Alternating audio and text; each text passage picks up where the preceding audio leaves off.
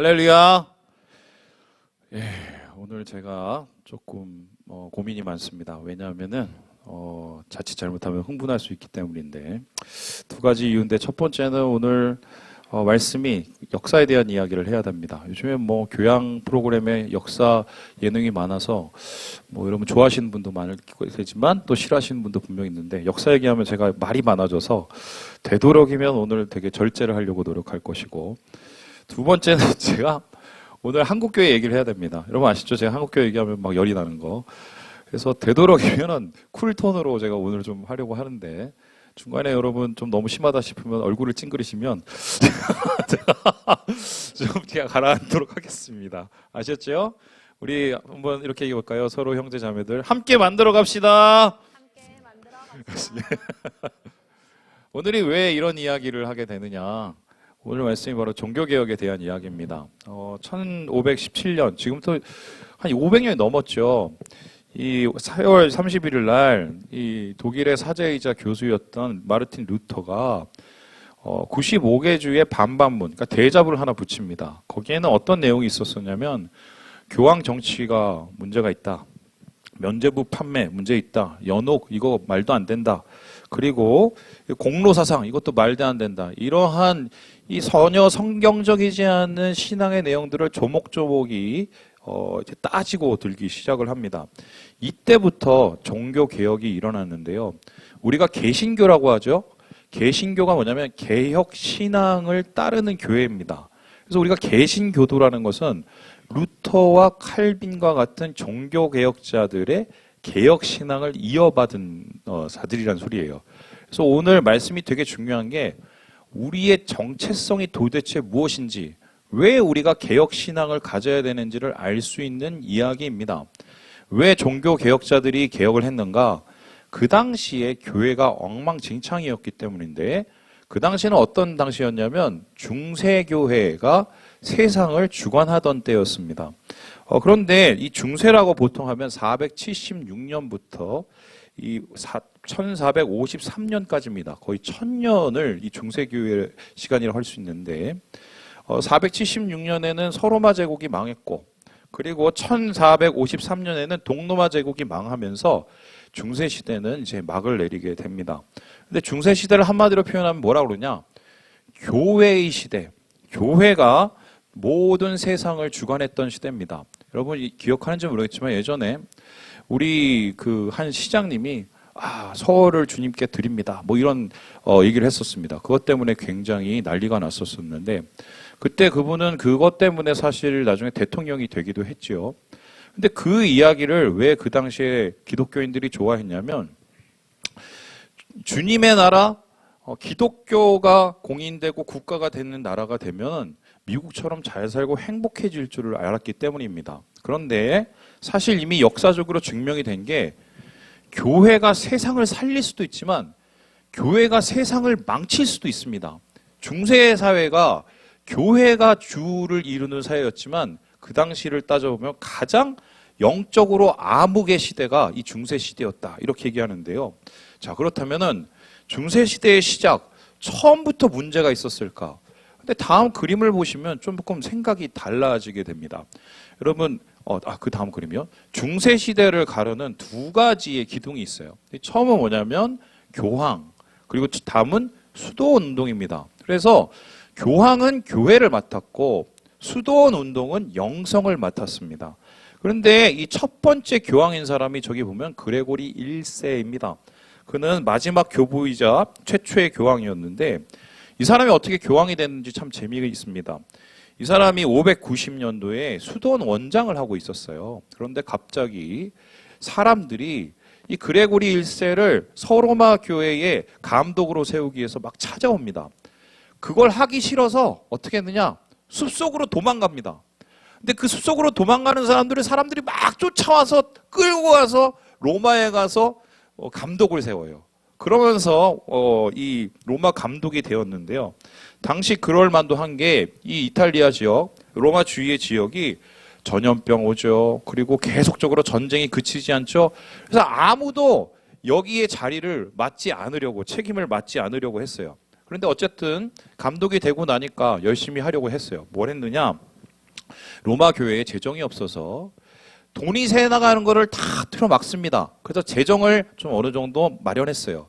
그 재정을 가지고 뭘 했느냐? 이 그레고리 1세가 가난한 사람들, 빈민을 돕기 시작합니다. 요즘으로 말하면 난민을 위한 사역을 하는데요. 그 당시에 롬바르드족이라는 사람들한테 침입을 받고 있었었는데, 우리나라 옛날에 6.25 전쟁이 일어났을 때 부산에 피난민들 온 것처럼 그 집도 없이 로마로 몰려온 피난민, 이 난민들이 많았어요. 그런데 그 사람들을 돕습니다. 먹을 거 주고 자리 마련해 주고 이런 좋은 일을 그레고리 1세가 한 것입니다. 여기서 그치지 않고 이제 로마를 위협했던 롬바르드족하고 직접적으로 만납니다. 야, 이러지 말고 우리 평화롭게 살자 하면서 평화협정을 맺어서 나라를 안정을 시켜요. 그리고 당시에 이 성직자들이 문제가 있었었는데 그거를 바로잡기 위해서 목회자 규율을 세우고 교회를 제대로 된 모습으로 만들어 갑니다. 그러니까 이 그레고리 1세는 솔직히 말하면은 굉장히 괜찮은 지도자였어요. 굉장히 괜찮은 리더였어요. 그래서 사람들이 너무 좋아서 야, 이런 분들을 우리는 그냥 떠나게 하면 안 돼. 왕으로 세워야 돼. 당시에 서로마에는 리더가 없었거든요. 정치 리더가 없어서 그레고리 1세한테 가서 그랬습니다. 아유, 그냥 교회만 맡아주시 마시고 나라도 맡아주세요. 이러면서 교황이 된 거예요. 그게 첫 번째 교황인 그레고리 1세. 보시다시피 굉장히 잘했습니다. 뿐만 아니라 아까 보았던 그 그림에 보면은 한편에서 쭈그리고 있는 사람이 있어요. 한번 다시 한번 보여주시죠. 이분이 누구냐면 사막교부 안토니우스라는 사람입니다. 이분은 이제 4세기 때 사람인데 이집트에서 태어나셨어요. 근데 이집트에서 태어나서 수도원을 처음으로 만든 수도사들의 아버지라고 불리는 분입니다. 원래는 34살 때까지 그냥 교회도 다니고 일단 일반 생활을 하다가 어느 날 염증이 온 거예요. 어떤 염증? 아니, 그 당시에 기독교가 공인되면서 잘 먹고 잘 사니까 교회가 좀 이상해지는 거예요. 자기는 하나님을 좀 깊이 만나고 싶은데 교회 갈 때마다 뭔가 공허한 겁니다. 그래서 어떻게 할까 하다가 이분이 말씀을 읽습니다. 마태복음 이 19장 21절 말씀을 읽었는데요. 그게 뭐냐면 네가 나를 따르려면은 소유를 다 팔아서 가난한 자들한테 나눠주고 온전하게 내 제자가 되라. 뭐 이런 말씀이었어요. 그래서 그 말씀을 실천하기 위해서 자기 있는 거 다 팔고 어디로 가느냐? 사막으로 나갑니다. 동굴로 가요. 그래서 그 동굴에서 몇 년을 사느냐? 20년을 삽니다. 20년을 어떻게 사느냐?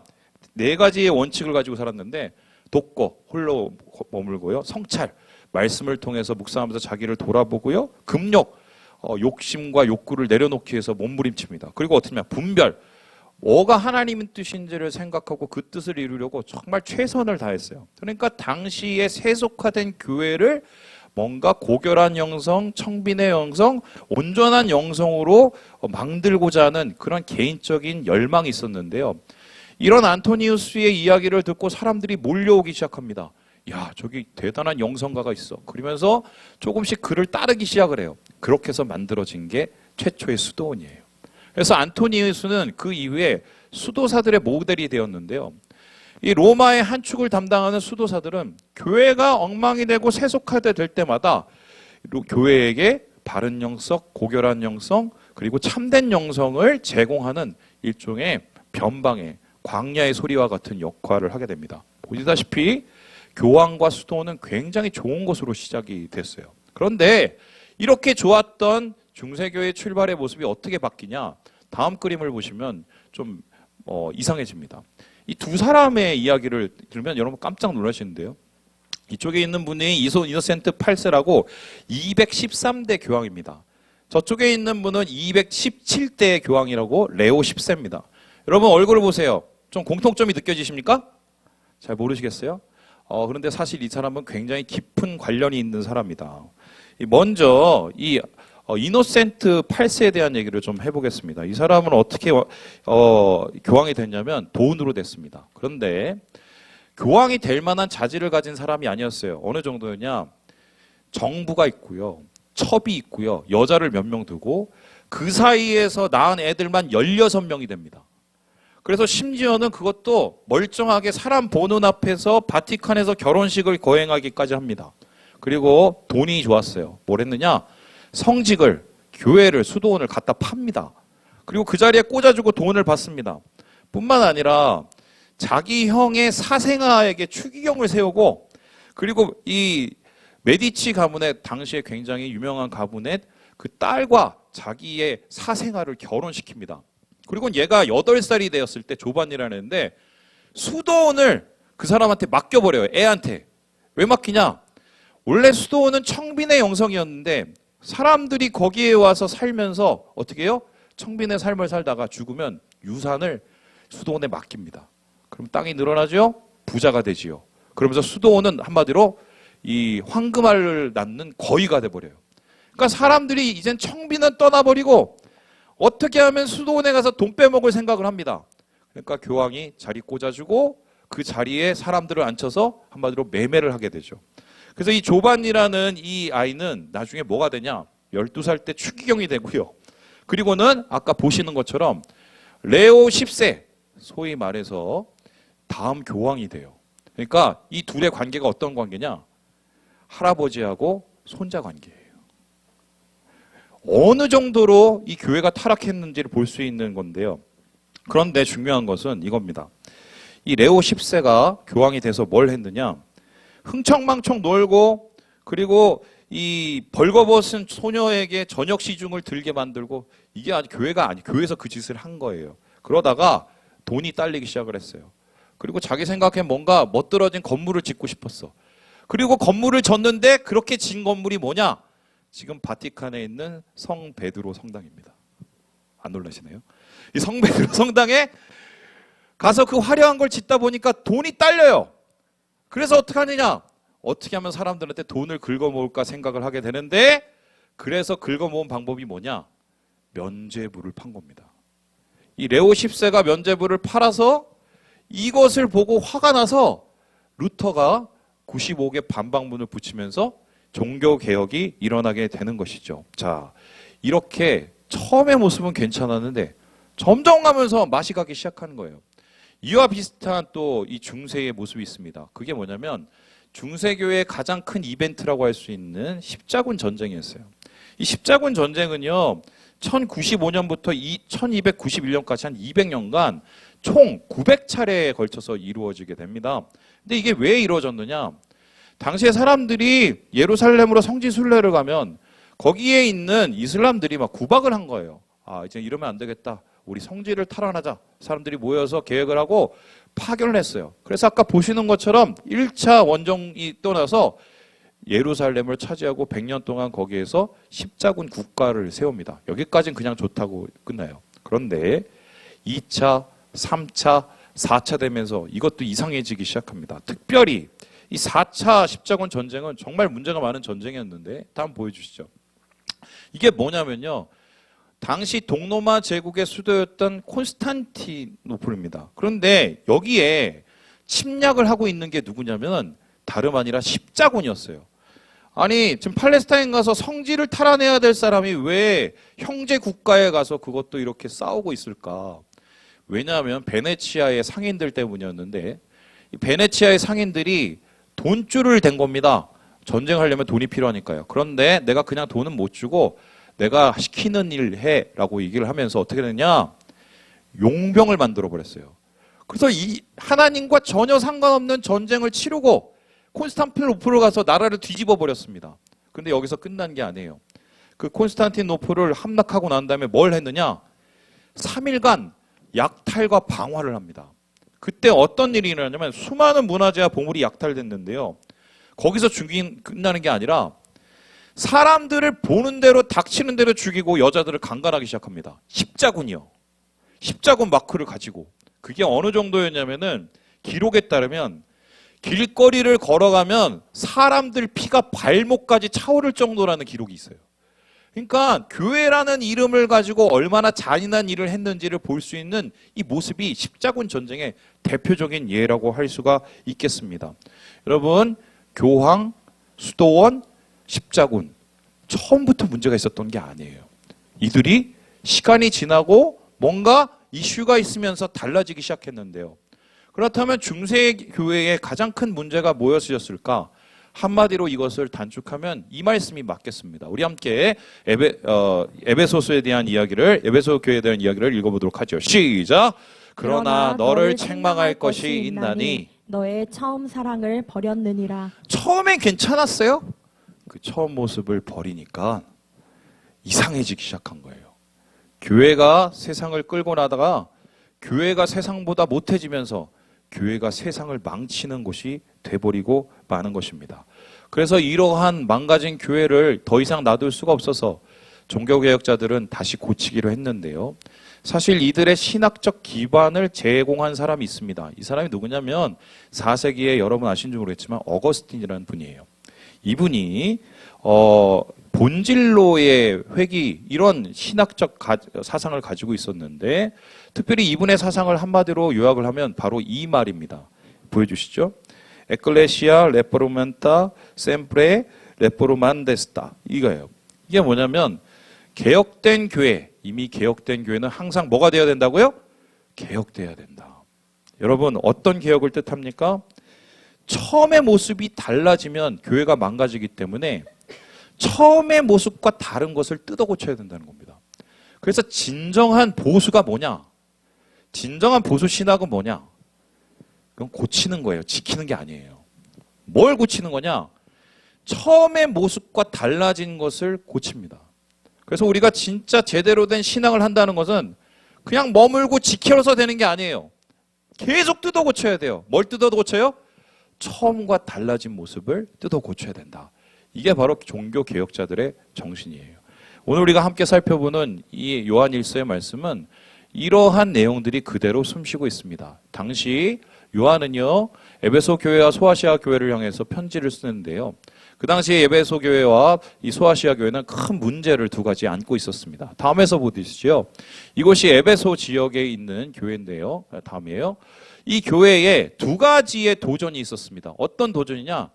한쪽은 계속적으로 세속화되어 가는 도전이었어요. 한쪽으로는 계속해서 이단의 도전이 있었습니다. 교회가 돈 좋아합니다. 권력 좋아합니다.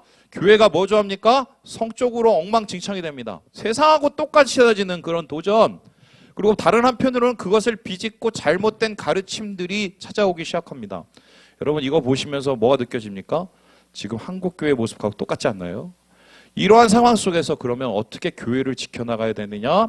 그 해법을 지금 사도 요한은 이렇게 얘기하고 있는데요.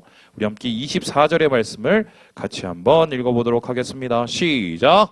너희는 처음부터 들은 것을 너희 안에 거하게 하라. 처음부터 들은 것이 너희 안에 거하면 너희가 아들과 아버지 안에 거하리라. 이단의 도전, 세속화의 도전에서 이길 수 있는 방법은 처음부터 들은 것에 거하는 것이라고 얘기합니다. 처음부터 들으는 것이라는 것은 그리스도의 복음을 뜻하고 그들이 듣는 예수를 뜻합니다. 예수의 말씀과 가르침 안에 거하라는 건데요. 특별히 이 거하라는 말은 좀 중요합니다. 여러분 한번 들어보셨을 텐데요. 이 거하라는 단어는요. 헬라어로 다음 보시듯이요. 메노라는 단어입니다. 이 메노라는 단어는 단순히 살다 머물다가 아니라 거기에서 떠나지 않고 어떤 상황이어서도 거기를 지키는 견뎌내는 것을 뜻합니다. 그래서 교회를 지킨다는 것은 무엇이냐? 처음의 모습을 지켜내는 것이다. 교회가 처음의 모습을 잃지 않도록 교인이 처음의 모습을 잃지 않도록 매너해야 우리가 진정한 신앙인으로 설 수 있다. 이렇게 얘기를 하는데요. 그래서 저는 오늘 이런 얘기를 좀 세 가지로 요약을 하고 싶어요. 어떻게 하면 우리가 처음의 모습을 잃지 않고 살아갈 것인가. 여기에 대해서 첫 번째, 이 싸움을 해야 된다고 저는 생각합니다. 우리 같이 한번 읽어보도록 하죠. 시작! 진리의 싸움을 해야 된다.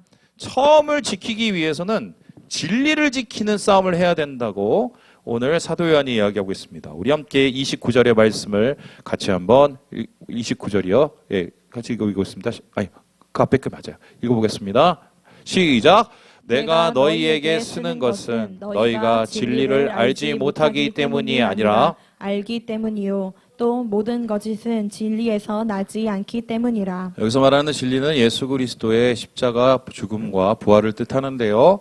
그것을 너희가 이미 잘 알고 있는데 알아서 지키는 게 아니라 그것을 우리가 지켜내야 우리가 그것을 믿고 따라야 실제적으로 진리를 지킬 수 있다고 이야기를 합니다. 여러분 요즘에 이단들이 많죠. 뭐 신천지니 혹은 하나님의 교회니 이런 이단들 많습니다. 우리 교회에도 예전에 신천지가 왔었습니다. 그거 아세요? 왔다가 그냥 갔습니다. 아세요? 왜 간지 아세요? 아무도 말을 안 붙여줘서 그냥 갔습니다. 우리가 그런 교회였어요. 왜 이단들이 그렇게 설치느냐? 이유는 단 한 가지인데 제가 볼 때는 기존 교회하고 별로 다른 게 없기 때문이에요. 예전에 제가 있었던 교회에 한 분이 열심히 교회를 다니시다가 갑자기 교회를 떠나시겠다요. 그래서 어디 가시냐 물어봤더니 이단 교회를 간다고 자랑스럽게 얘기를 하시더라고요. 그래서 왜 그럽니까 그랬더니 거기는 여기보다 다르대요. 그래서 뭐가 다르냐고 물어봤더니 뭐 깨끗하고 뭐 이런 얘기를 하는데 제가 볼 때는 뭐 그냥 가당치 않은 얘기였어요. 근데 그도 그럴 것이 이단의 교주들이 대부분 공통점이 있습니다. 뭐를 추구하느냐? 세 가지를 추구합니다. 돈, 섹스, 권력이에요.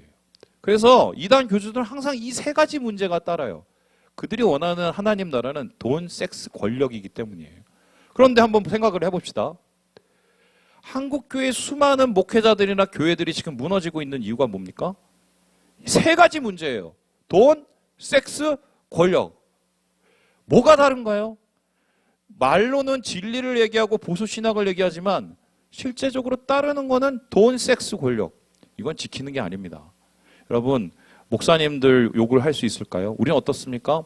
나는 복음을 믿어. 나는 예수님 의지해. 정말요? 여러분의 삶 속에서 돈이 먼저입니까? 성공이 먼저입니까? 아니면 예수입니까? 여러분, 알아서 지키는 게 아닙니다. 알아서 믿고 붙잡아야 지킨다고 오늘 요한은 얘기하고 있고 이런 싸움을 해야 처음을 지킨다고 이야기하고 있습니다. 두 번째로 우리가 처음을 지키는 싸움은 무엇인가? 이에 대해서 요한은 이렇게 얘기하는데요. 우리 같이 한번 읽어보도록 하겠습니다. 시작! 의의 싸움을 해야 된다. 진리를 지키고 의를 지켜야 된다고 합니다. 여러분 의가 뭡니까? 하나님의 뜻을 따르는 삶인데요. 우리 함께 29절의 말씀을 같이 한번 읽어보도록 하겠습니다. 시작! 너희가 그가 의로우신 줄을 알면 의를 행하는 자마다 그에게서 난 줄을 알리라. 의를 지키고 말씀이 삶이 되는 삶을 살아야 그것을 통해서 하나님의 은혜를 누리고 처음의 모습을 지킨다고 이야기를 합니다. 여러분 당시에 유행하던 이단들의 특징이 있었습니다. 어떤 특징이냐면 영과 육을 분리하는 거예요. 그래서 영은 고귀하고 육은 악하다고 생각을 했습니다. 그래서 예수님도 어떤 분이냐? 예수님 원래 영으로 있다가 어떤 사람한테 쑥 들어가고 나중에 십자가 달리기 전에 쑥 나갔다고 생각을 해요. 그걸 소위 말해서 가현설이라고 합니다. 그런데 이런 신학의 문제점이 뭐냐면 영이 고결해서 영만 잘 되면 되니까 육은 막 살아도 됩니다. 죄를 맘대로 져도 상관이 없습니다. 이게 그 당시에 이단이 가리키던 모습이었어요. 거기에 사람들이 넘어갑니다. 왜요? 편하니까요. 여러분 웃긴 게 중세 사람들이 특별히 신부들이 왜 독신으로 살게 된 줄 아십니까? 그거 혹시 아세요? 자꾸 교회하고 수도원을 세습을 하니까 그 세습을 막으려고 독신제를 만든 겁니다. 근데 독신제를 만들어서 사람들이 정말 독신으로 살았느냐? 첩, 정부 세워서 사생아를 만들고 사생아한테 자기 거를 나눠주는 말도 안 되는 일이 일어났어요. 근데 그 당시에 목회 규율에 뭐 있었냐면 제발 너의 사생아를 손을 잡고 거리를 돌아다니지 말라. 이런 이 규율이 있을 정도예요. 그러니까 일반적으로 사람들이 찔림이 하나도 없는 거예요. 왜 그런 줄 아세요? 죄를 져도 나중에 면죄부 사면 다 땡이거든요. 다 해결되거든요. 죄하고 상관없는 삶. 그 삶 때문에 그 중세교회가 무너졌거든요. 저는 오늘 한국의 교회도 비슷한 것이 아닌가. 너무 쉽게 죄를 짓고 너무 쉽게 죄를 생각합니다. 그리고 말씀하고 삶이 전혀 상관없이 살아갑니다. 교회는 교회고 삶은 삶입니다. 세상은 세상이고 내 마음입니다. 이러한 모습들은 처음의 모습을 잃어버리게 만들어요. 그래서 의를 지키지 못하면 처음을 지키지 못하고 처음을 지키지 못하면 신앙은 무너지고 교회가 무너질 수밖에 없다고 사도 요한은 우리에게 이야기를 하고 있는 것입니다.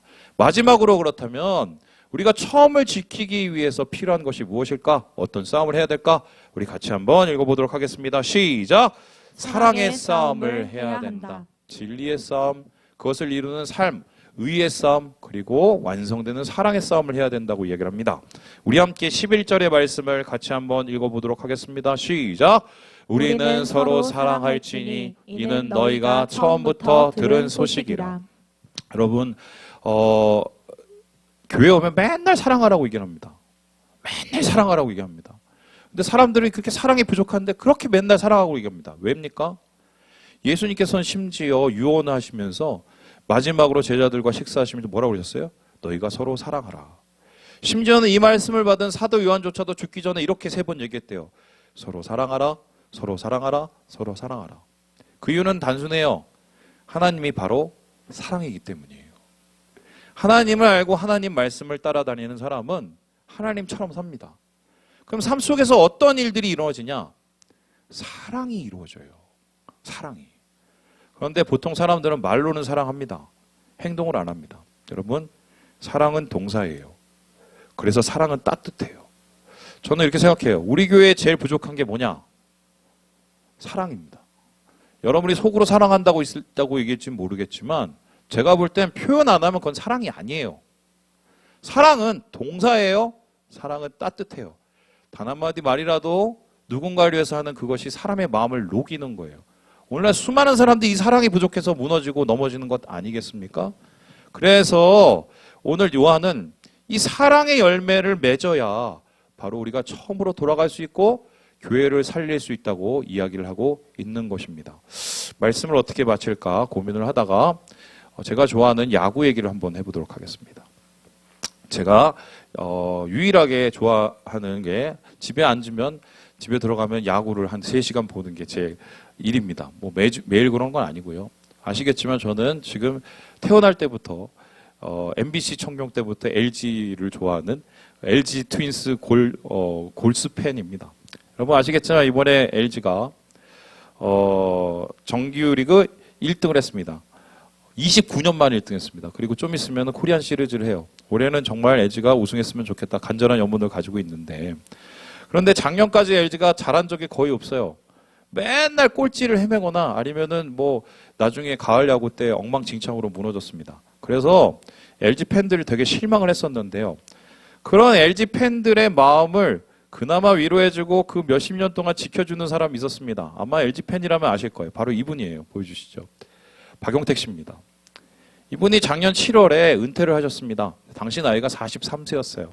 근데 이분이 어떤 분이냐면 LG가 그렇게 바닥을 기고 있었을 때 소위 말해서 한국 프로야구 사상 최고로 2,500안타라는 대기록을 세운 겁니다. 그것보다 더 대단한 게 19년 동안 LG에서만 뛰었는데요. 최다 경기 출장, 최다 타석, 최다 타수를 기록한 엄청난 개인적인 이 기록을 가진 사람이었습니다. 그래서 당시에 LG는 못해도 박용택은 잘해서 LG 경기를 본 사람이 많아요. 근데 이분은 솔직히 말하면 천재형 타자가 아니에요. 노력형 타자입니다. 그래서 노력을 열심히 했는데 선수 생활 동안 항상 좋았던 게 아닙니다. 다른 선수들 같이 어려움이 있었어요. 소위 말해서 슬럼프가 찾아왔죠. 그래서 5할을 치다가 갑자기 1할대로 떨어지는 일이 벌어졌습니다. 그런데 이렇게 위기가 찾아오고 슬럼프가 찾아왔을 때 이 박용택 씨가 어떻게 그것을 극복했는지 아십니까? 보여주시죠. 이걸로 극복을 했습니다. 무슨 소린가? 한 타격 코치가 찾아왔습니다. 너무 힘들어하니까. 이렇게 얘기했어요. 용태가 걱정하지 마라. 내가 좋은 거 하나 갖고 왔어. 그러면서 비디오를 하나 딱 갖다 줬대요. 그 비디오를 딱 들어보니까 뭐가 있었냐? 그 사람의 전성기적 타격 모습이 나타나 있더래요. 그래서 그 모습을 보면서 지금 자기 타격하는 모습하고 비교해 보기 시작한 겁니다. 그랬더니 팔이 좀 내려가 있고 각도가 다르고 그걸 알게 됐어요. 그래서 어떻게 했느냐? 그 전성기 때 타격 모습을 탁 찾기 위해서 계속해서 스윙 연습을 했습니다. 100개, 1000개, 뭐 2000개. 어느 정도였냐면은 지방에 내려갈 때도 중간중간에 기착지에서 쉬는데 계속적으로 배트를 가지고 그 타격 폼을 찾으려고 노력을 합니다. 그렇게 노력을 해서 어떻게 해요? 42세까지 43세까지 3할의 타율을 유지할 수가 있었던 거예요. 처음에 타격 모습을 찾기 위한 그러한 계속적인 반복의 행동이 그의 선수 생명을 그렇게 길게 만든 것이죠. 제가 왜 이 얘기를 하는 줄 아실까요? 처음은 그냥 지켜지는 게 아니에요. 가만히 있으면 사람은 변합니다. 가만히 있어도 살은 찝니다. 가만히 있어도 망가져요. 사람은 그래요. 신앙은 오죽하겠어요? 어떻게 해야 됩니까? 계속 처음의 모습을 찾기 위해서 어떻게 해야 돼요? 반복적으로 싸워야 돼요. 나의 안에 지금 진리가 있나? 의가 있나? 내 안에 진짜 사랑이 있나? 처음에 내가 있었던 그 모습을 되찾기 위해서 믿음의 스윙을 계속 해나가야 되는 것. 그래야 우리가 처음 마음을 지키고 처음 모습을 지키고 처음 신앙과 교회를 지켜나가는 거예요.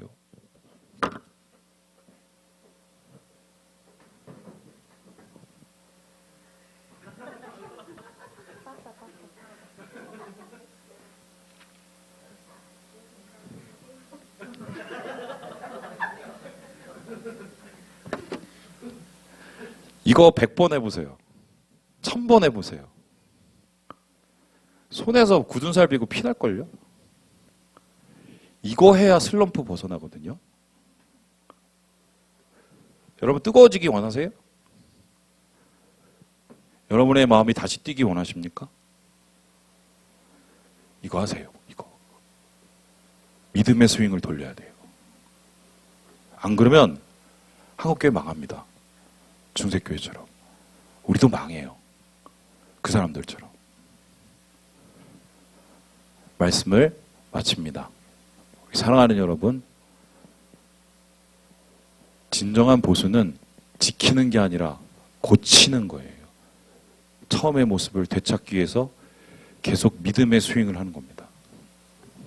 주님 안에서 진짜 모습, 개신교도 정말 하나님의 개혁신앙을 이어받은 거룩한 성도들로 서시는 우리 모든 어이커스 되시길 주님의 이름으로 축원합니다. 기도하겠습니다.